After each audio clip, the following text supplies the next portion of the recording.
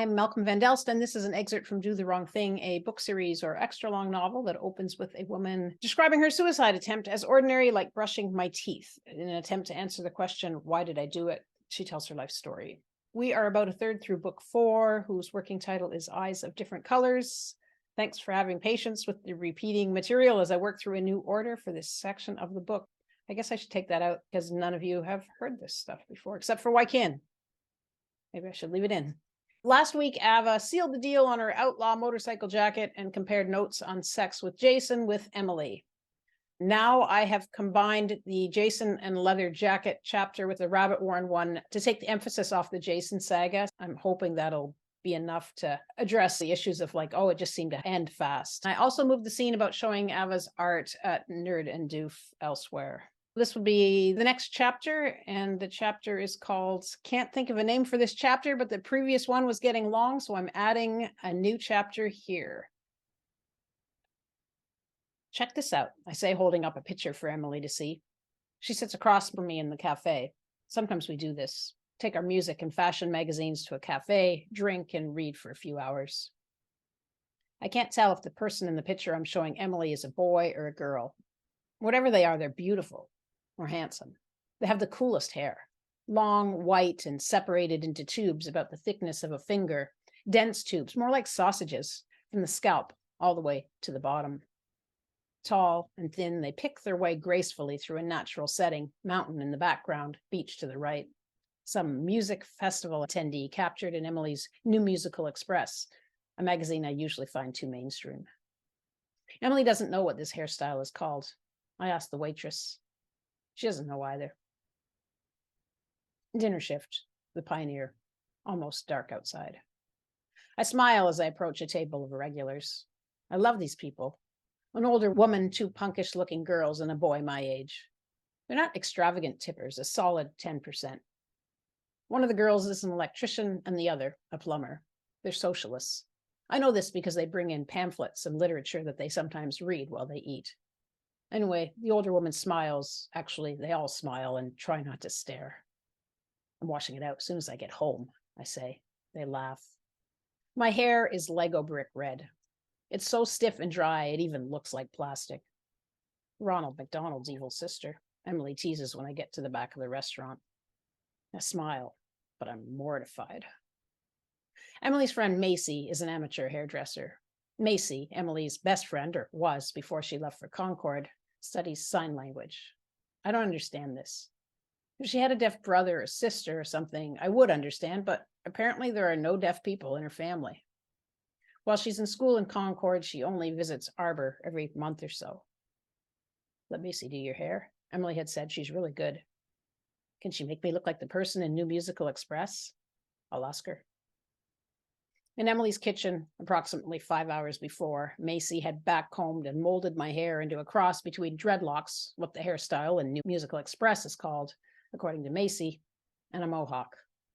I stared at 8 cones pointing out from my head in all directions. I knew she'd make me look ugly. I knew it. She's unattractive, with her wide chin, thin lips, and skeletal frame, and she doesn't like me. She's jealous that I'm Emily's friend now. Cool, I say, but how will I sleep? Macy washed out the cones while I checked the time. 3:45. She pulled out tubes of Schwarzkopf hair color, fire engine red. She'll do it for free, Emily had said. She likes doing hair. All you need to do is pay for any product. Want to go red? Macy asked. I eyed the tubes. It's getting kind of late. We need to be at the restaurant for 5. Oh, we have time, said Macy. I looked at Emily. Have you ever had red hair? She asked. Nope. Try it. It'll look good. Okay, I said, looking back at Macy. While she painted in the color, Emily inserted a Sonic Youth cassette. I love Evolve, Macy exclaimed. Emily nodded, but I said nothing. Sonic Youth is so overrated. It's not going to be too red. My hair was already dyed platinum with no color of its own to absorb the red. Nah, Macy drawled. It's going to look great. I checked the clock again.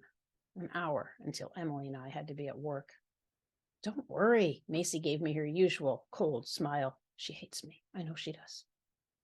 4:30. Look, you got to wash it out, I said. I have to be at work in half an hour. Yep, follow me. I bent over Emily's kitchen sink as Macy washed out fire engine red, then blew dry my hair. When she held up a mirror for me to see, neither her nor Emily said a word. I stared in horror. At home, after work, I wash my hair 5 or 6 times in a row. The washing takes some of the color out, but not all. I go back to the salon that bleaches my hair the next morning. While I'm there, I ask them about dreadlocks, but they don't know what they are. Jonny stands in my living room looking at my white sheet, which is now covered with plastic donuts of all sizes and colors, spray painted with more pink, green, and black X's and lines, and all overlaid with plastic film, spray painted with more X's and lines. It's great, he says, then laughs. You don't believe me? No, thanks, I do. Well, he laughs again. Really? Yeah. When do you want to bring it? Oh, we should wait until Corey takes her stuff down. I think she's coming by on the weekend. Can you bring it on Sunday? My heart pounds. Yes. Jonny puts my sheet-lit child's donuts up on the gallery's back wall by the drum kit. I hope it doesn't get wrecked at a show. It's a visible spot, but not very art gallery. He could have put it in the front room on a wall there. Still, you can't miss it when you walk into the gallery, and if you come for a band, you'll have no choice but to see it. Don't just talk about it, do it! Henry Rollins screams from my ghetto blaster, cranked up as loud as it'll go. For the record, Rollins' band's Do It is the EP that gets me going in the morning. I still listen to rap, though nerd people don't really like it. My ghetto blaster sits on top of a plywood TV stand or bookshelf that I've pulled from a room full of furniture and housewares off the lobby upstairs. The landlord told me I could take whatever I wanted from this room. Along with the plywood thing, I've got a 70s curved lounger with no cushion, a faux marble side table, and a beat-up legless dresser. The plywood stand bookshelf looks like this. Pick a plywood TV stand or bookshelf. Do it, do it, do it, do it! Rollin hollers as I brush my teeth and shower.